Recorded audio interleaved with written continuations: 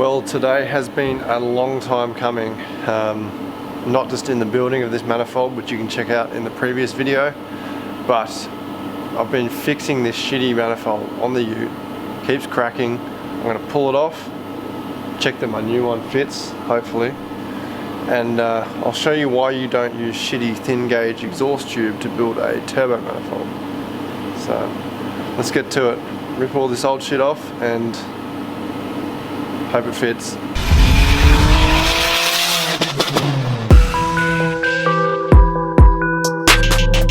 Alright, so I've got the old fucked manifold off.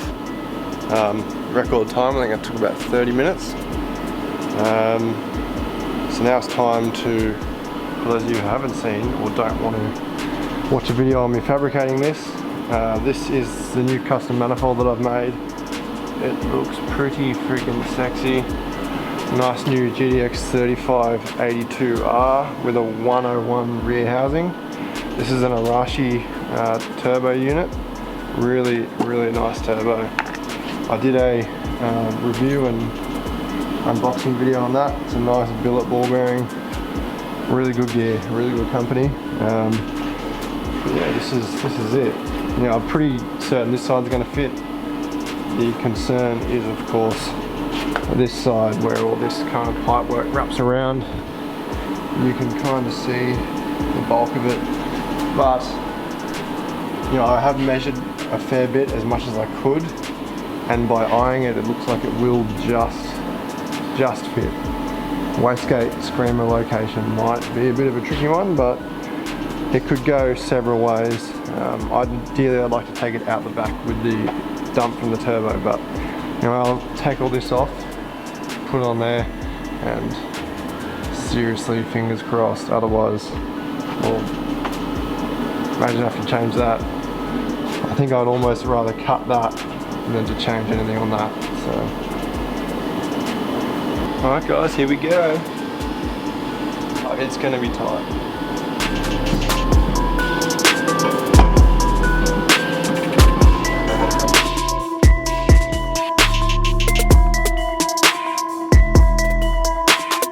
So they're in,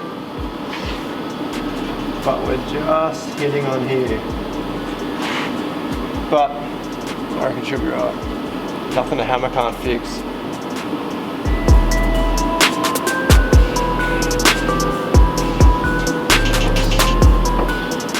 That looks friggin' awesome.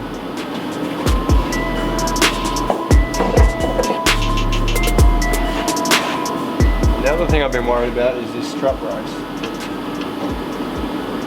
Ooh baby, that's perfect. Perfect. That is actually, I was really worried about that. That's not too bad at all.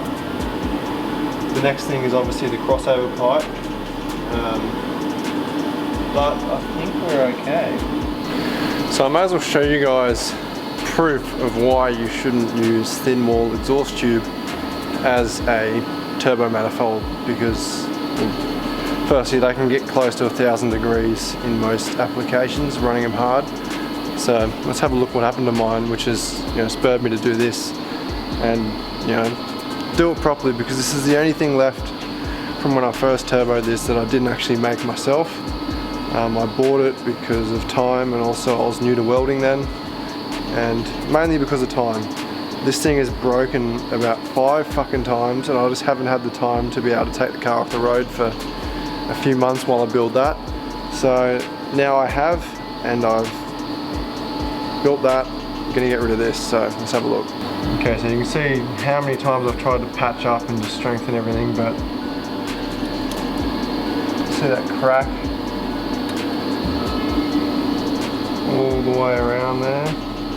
You can see it the best there. So basically number 1 cylinder, I think, is pretty well disconnected. So it basically sounds like a tractor.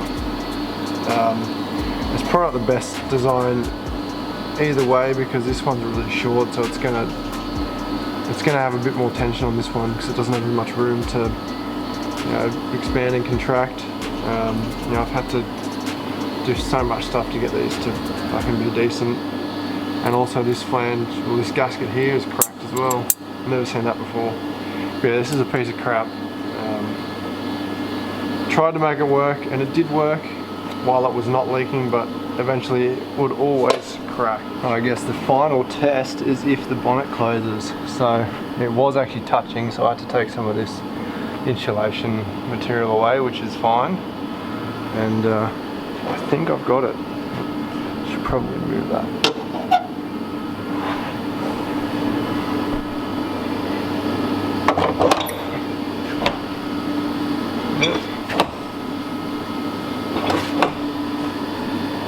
I think it's good.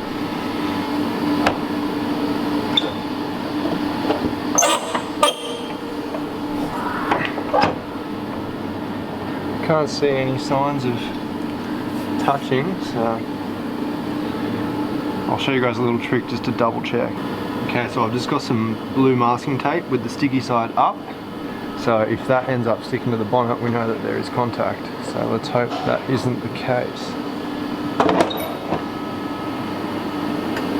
There we go, that's how it'll be closed.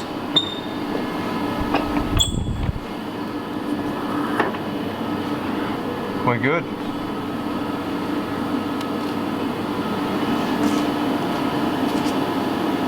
Alright, so we've got the driver's side fitting, I mean the passenger side fitting pretty well, so I'll just test the drivers now. I don't really have any doubts, I'm just worried about this runner here, but nothing a bit of guard massaging can't fix.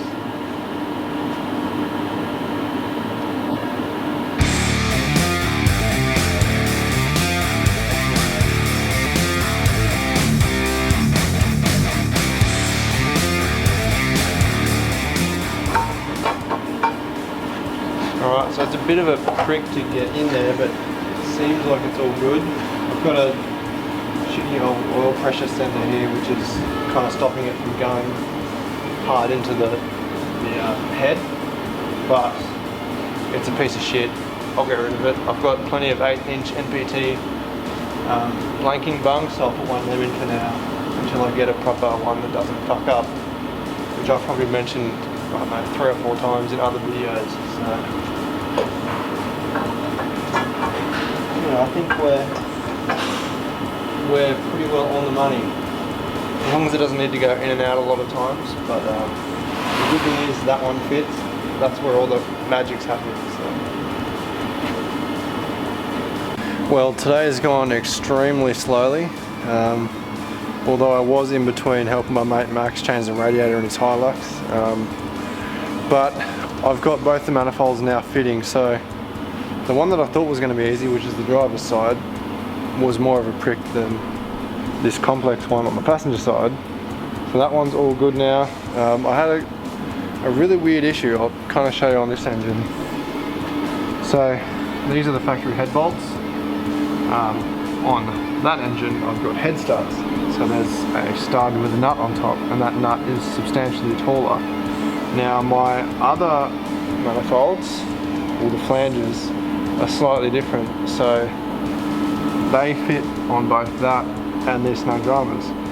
Those manifolds fit fine on this because it's got the head bolts, but with the extra stand up of the head stud, I've had to kind of scallop a little bit out of the manifold where it hits. I think it's these two and this one, and the same on the other side. So I've spent a lot of time fucking around with those. They're all good now, they're all bolted on. Everything fits really well, as you can see the turb ski there. So what I've been fucking around is on this side. I'm kind of glad that it's given me grief because it's made me tidy things up once and for all. So I'll get my light and hopefully show you guys. So I've kind of had to play around with some of the lines down there to make the headers come up, in and out a lot easier. I've had to get rid of this coolant or heater hose, which is no biggie. I'm going to have to drain the coolant anyway when I do the coolant feed to the turbo. I've bent some of these master cylinder lines to make sure I can get the manifold in. What I've had to do is move a bit of stuff around, so that the power steering high pressure line I've had to bend right out of the way and basically wire it out of the way. I'm gonna have to see I've scalloped out this little bit of the channel here. That's where all my cables are gonna cross through. So I'm gonna actually make up like a little aluminium heat shield channel, which shields them all the way and then up around the manifold so they don't get heated. I'll also put some of this lava wrap, which I already had around them, underneath, just to further protect them. But I've just mocked it up quickly with the crossover pipe. Everything lines up. So, you know, it's almost 8 o'clock tonight. So I'm gonna pretty much just tidy up and head home. Alright, so we're now at the point where it is, sorry. I've just been looking for these for like 20 minutes. Good. Anyways, we're now at the point where it's time to fabricate the new dump pipe and also the screamer pipe if I have time. I've got some new 3-inch Stano pipe. So all the exhaust in this car is stainless. So I'm just gonna basically, I'll just show you. So I've got obviously the V-band at the turbo. Because this dump pipe's kind of going to cover my spark plugs and also the valve cover. I'm also going to cover it, but it's going to make it harder to access. Not that I want to be pulling this off that much. But I'm going to try and put the V-band, you know, somewhere there. So it's not much of a run, but there'll be basically this top section which should be easily disconnected. And then I'll go into my existing dump pipe. So it's another thing I'm going to do, clean up all this shit. I've got a nice 3-inch flex. These are the flex bellows that I use now. They look very professional. And the main reason is they've got none of this, none of the stainless steel mesh, which post-turbo doesn't really matter, but if you have it pre-turbo, which I did mention in my manifold building video, I think, I've seen guys where that mesh has actually broken off and gone through the turbo and chomped it. So it obviously goes one way, it goes this way, not that way. So I'll try to put that somewhere. I'll probably put it down below the second V-band. And then, as I was mentioning before, we're going to do the screamer. So I've been having a look at it, and it looks like I can probably run it out the guard here. And I'll show you more when we get to that, but it's looking promising.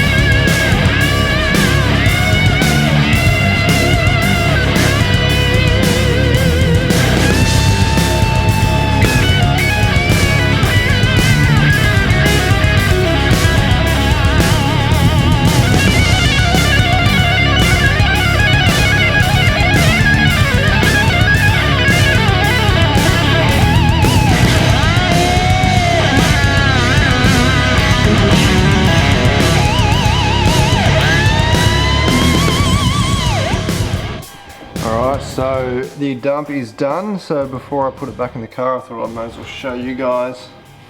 These welds are sexual.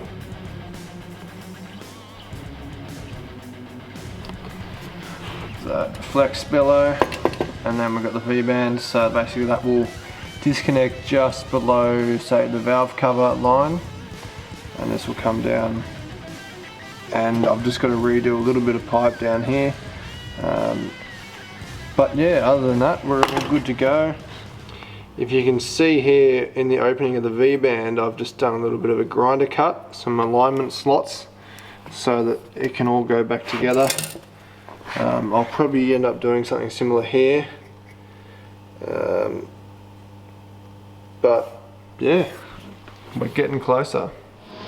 So my new section of, well, I guess dump to mid pipe is done, as you can see. Not much change in that. I'm just letting that cool down, and then we'll do a final test fit. And once we know that's good, I can pull off the whole dump, and I'll get that all coated up in the black ceramic coat. I used to have my wideband sensor somewhere down here. As you can see it hanging here, but I think I'll probably route that up into the engine bay.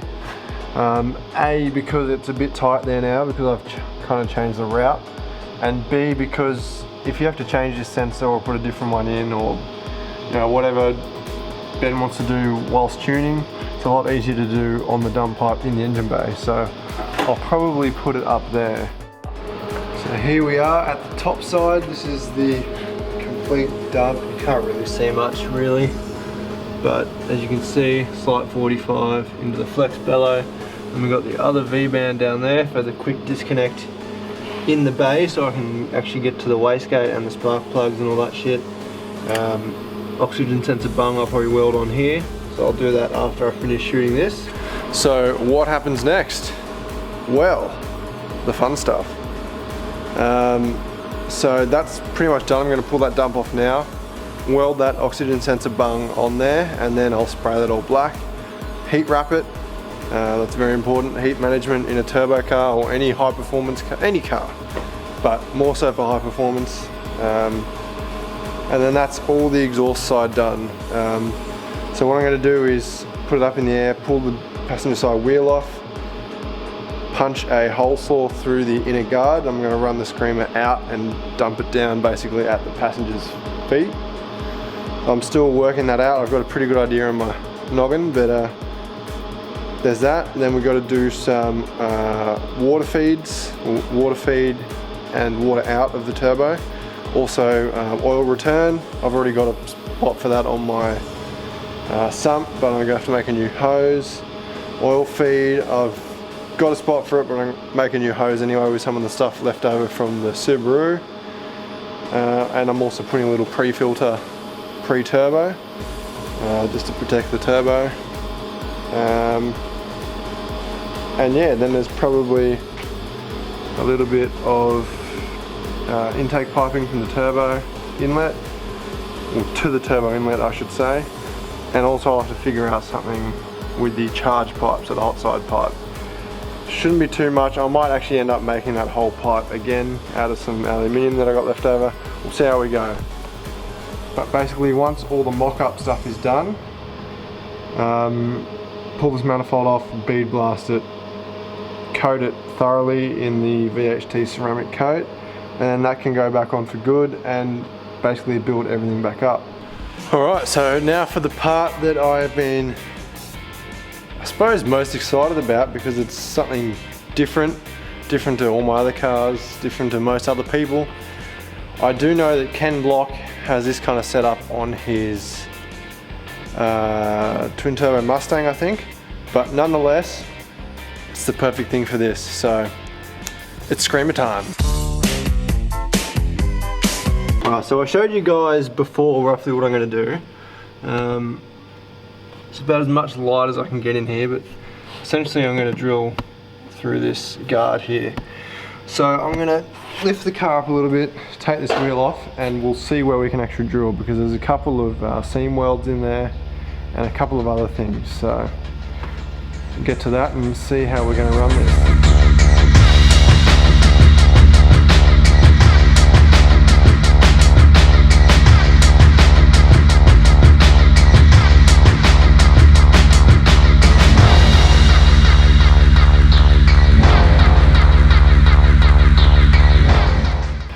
Alright, so here we are.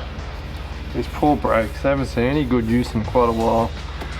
put a stop to that soon, my friends. So yeah, this is basically where I'm thinking, somewhere in this zone. So we've got a seam running down there roughly, and a seam there. So they're obviously pretty structural, and you don't ideally want to cut through them.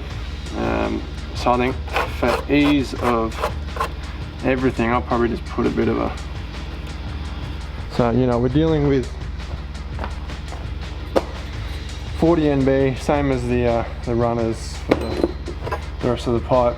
But these, I've got some stainless for this. This is schedule 10, so it's a smaller wall thickness as opposed to the schedule 40. I'm gonna grab my hole saw, and I guess first up we'll bite the bullet and punch a hole through that.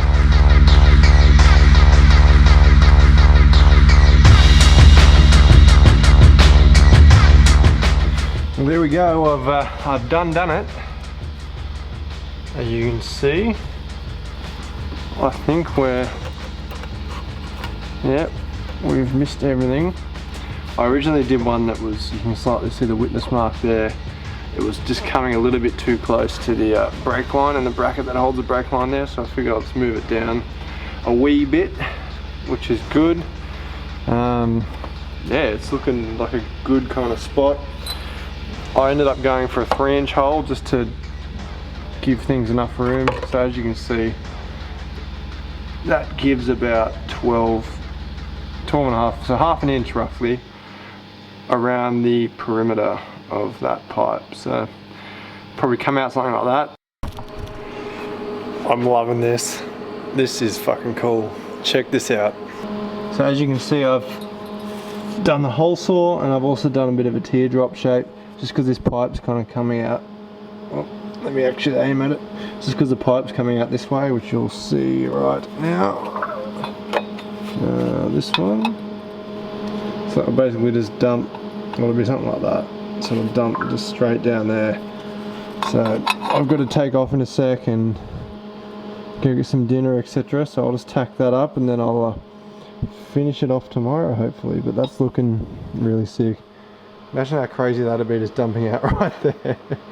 And I guess the one last thing that you're all wondering is it going to clear when I'm on full lock? Actually, that's really stealthy too. Once that's all painted black and hidden, they'll blend right in. But anyway, here we go. Okay, hopefully you can see this. So that is the wheel on full lock. It's kind of hard to show you on camera, but it's a good 4 fingers wide off the tyre, so you're not going to have any issues at all. Well, there's no doubt about it, stainless steel looks pretty sexy when you weld it, let's be honest. So as always, after mocking up a lot of complicated stuff, well, anything really, you want to put it back together for the last time for a test fit. And you know what? I've made a very silly oversight. When I mocked up where I'd put this bung, I forgot to put these hoses in. Yes, it was at the end of the day, like usual. But it's no biggie, I've probably got like a ton of 45 and whatever angles, so I'll just kind of route that one up and out of the way of the oxygen sensor. But I guess that's the good thing about buying thousands and thousands of dollars worth of AN fittings, is because you end up with a big toolbox full of them. So yeah, dump pipes in. I'll put the camera down and I'll pull that out, and I'll show you guys the scrammer pipe from the top. We're getting very close to being able to pull all this off and paint it and just get it ready for the final assembly. Alright, so there is the screamer all mocked up. I ended up going for, as you'll see in a sec, just going for straight pipe. So that's it. The only thing I am worried about is, even though that V-band's done up super tight, it can still somewhat move. So I don't really want to put a bracket on it, because there's no real good way of doing it to stop any NVH coming through to the cabin. So I'll see how that goes. I might need to revisit this depending how it goes. So one final thing, I'll put the wheel on and just double check. I've got no doubts, to be honest, but always pays to check. Okay, so you can only just see it in there with the wheel on full droop. It's actually very well hidden, so I'll quite good. So what I'll do, I'll put this on full lock. So that's good. So I don't think I'm going to be on full noise at full lock too often, so should not be an issue. Alright, so that's one of the big ticket items that I can cross off the list now. Both the drum pipe and the screamer pipe for the exhausts are done. So before I pull this manifold off and coat it, I'm going to get every bit of mocking up done that I can, and then I'll pull it all off and do it all at once.